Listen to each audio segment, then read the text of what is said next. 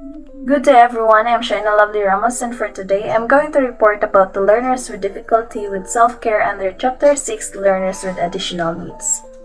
Self-care. Self-care is the practice of taking care of one's physical, mental, and emotional well-being. It involves prioritizing activities that promote relaxation, self-reflection, and personal growth.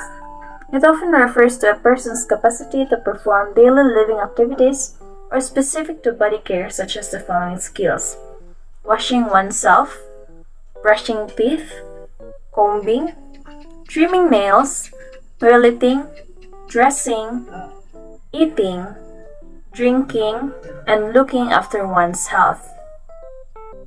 Self-care skills are gradually learned by very young, typically developing children through adult modeling and direct instruction within developmental expectations. When we say modeling, it refers to the act of demonstrating or exemplifying certain behaviors, skills, or values for children to observe and learn from. It involves setting a positive example through actions, words, and attitudes with the intention of influencing children's behavior, development, and understanding of the world around them. While direct instruction means that teachers provide clear and explicit guidance to students, breaking down complex concepts into smaller, manageable steps. They use structured lessons and direct teaching methods to help children learn new information and skills effectively, ensuring that students receive direct and focused instruction to support their learning. On the other hand, children with additional needs may struggle with the basic activities of daily living. Oftentimes, such students are those with moderate to severe cognitive deficits, including individuals with intellectual disability or intellectual developmental disorder, ID or IDD. Next, intellectual disability. What comes into your mind when you hear the words intellectual disability? Okay, so intellectual disability refers to a condition characterized by limitations in intellectual functioning and adaptive behavior. Individuals with intellectual disability may have difficulties with learning, problem solving, and daily life tasks, requiring support and accommodations to thrive.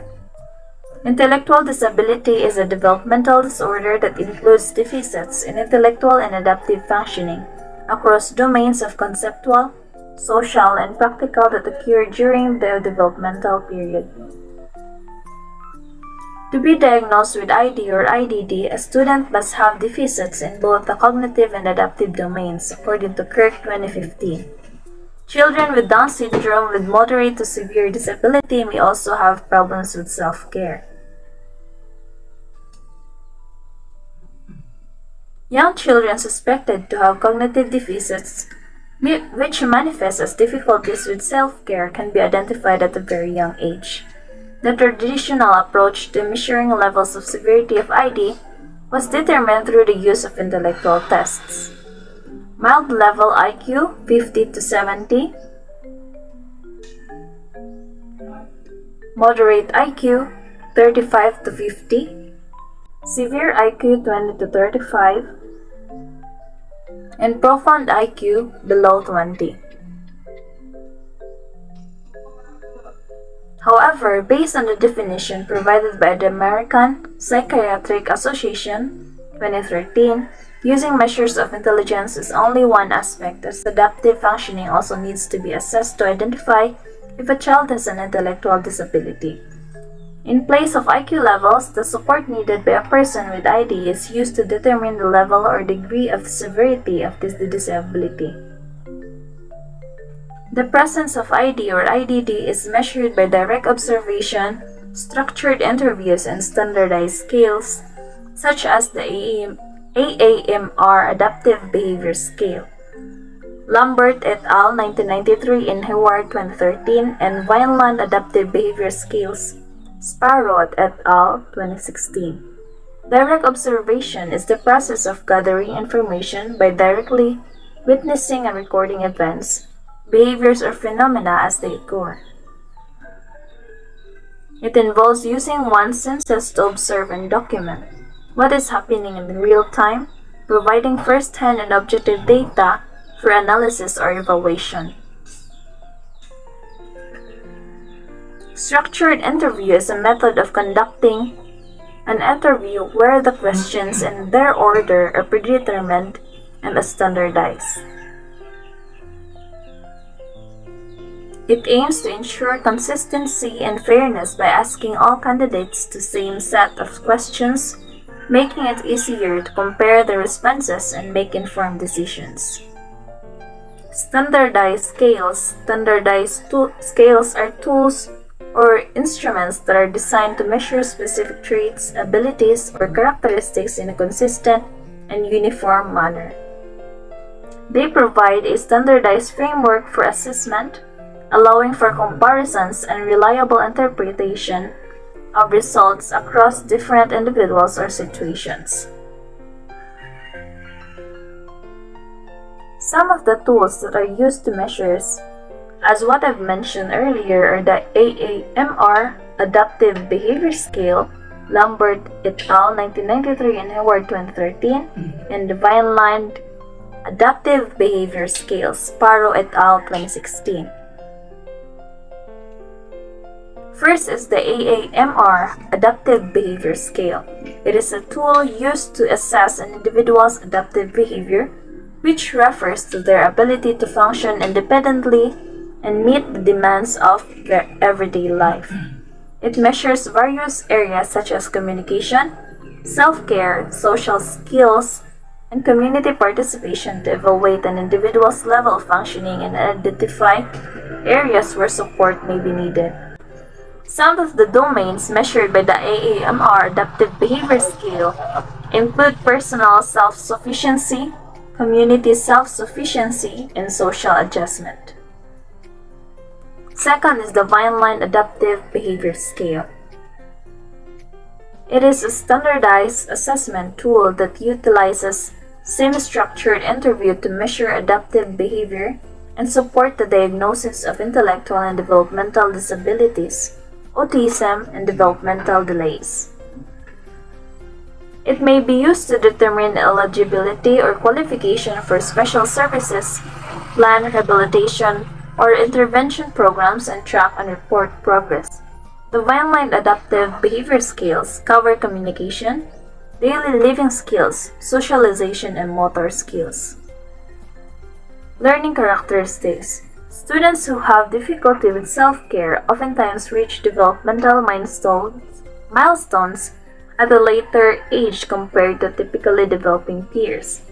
They learn to sit up, crawl, walk, and talk later than other children and may have trouble remembering and understanding consequences of actions. Due to cognitive difficulties, children with ID may also have deficits in the areas of reasoning, planning, judgment, and abstract thinking.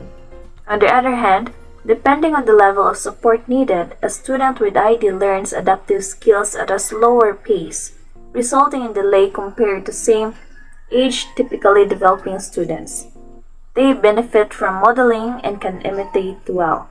Moreover, adults with mild intellectual disability eventually learn to be functional and independent in society.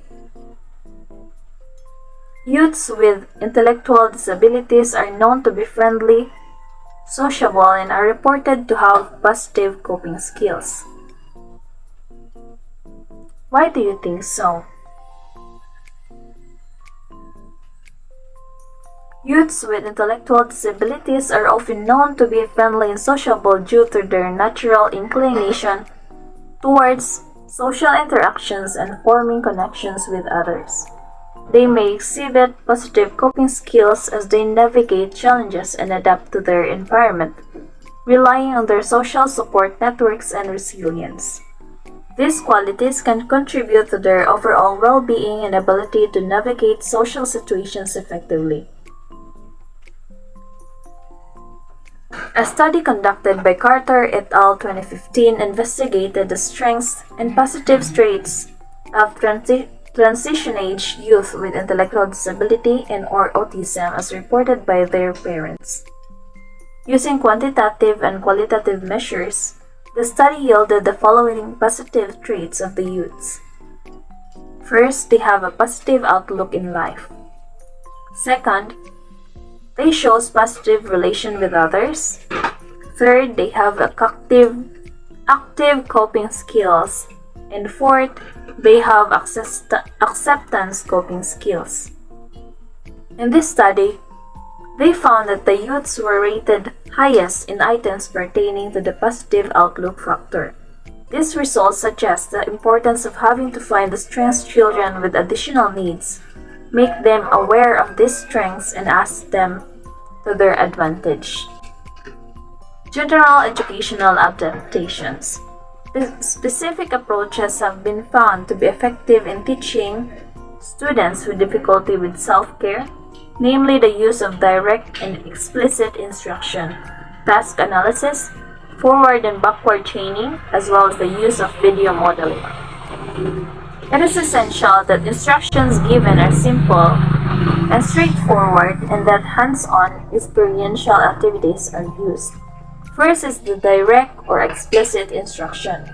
Direct or explicit instruction is a teaching approach where information or skills are presented in a clear and straightforward manner.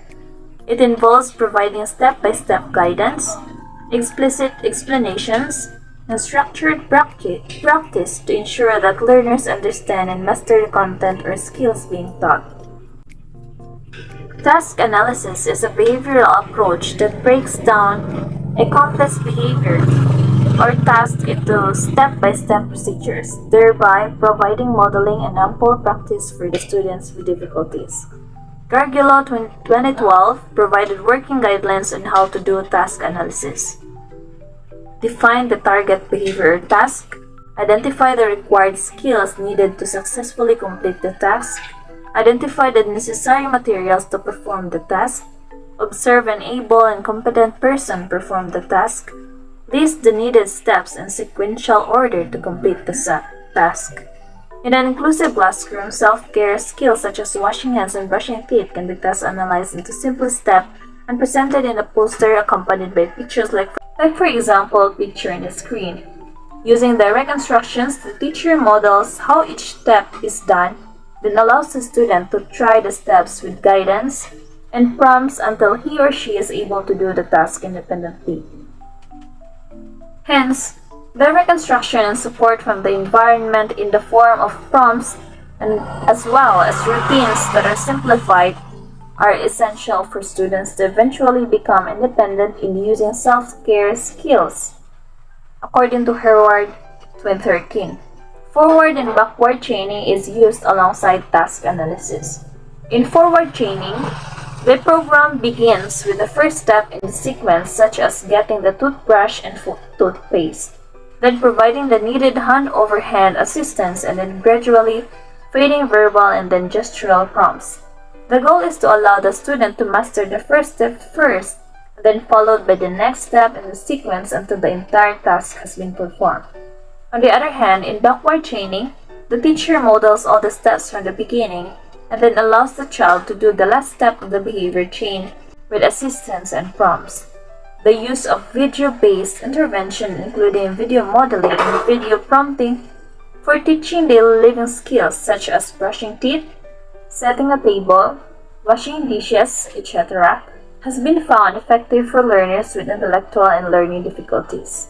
According to Rayner 2011, Bellini and Aquilan 2017 cited in Hayward 2013. With video modeling, a student watches a brief video on an able person performing a target skill or task and then imitates the behavior. In video self-modeling, the student watches a video of himself or herself performing a task. In video prompting, each step is shown in a video, which the student imitates before the next step is shown. This is helpful as the student can access the video anytime. Replay it as often as needed to develop independence. In summary, this chapter has presented important definitions identification and assessment, learning characteristics and general educational adaptations for learners with additional needs, namely the gifted and talented students with difficulties, seeing, hearing, communicating, walking and moving, remembering and focusing, and self-care.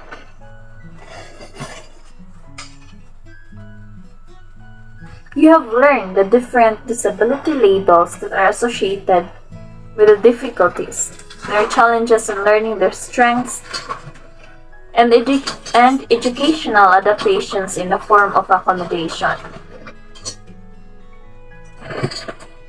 While awareness and understanding of their disability and needs are essential as educators supportive of inclusive education, it is of utmost importance that we see learners with additional needs beyond their difficulties, to enable them explore and use their range of strengths and abilities as well as provide opportunities for them to succeed and flourish in their own positive niches.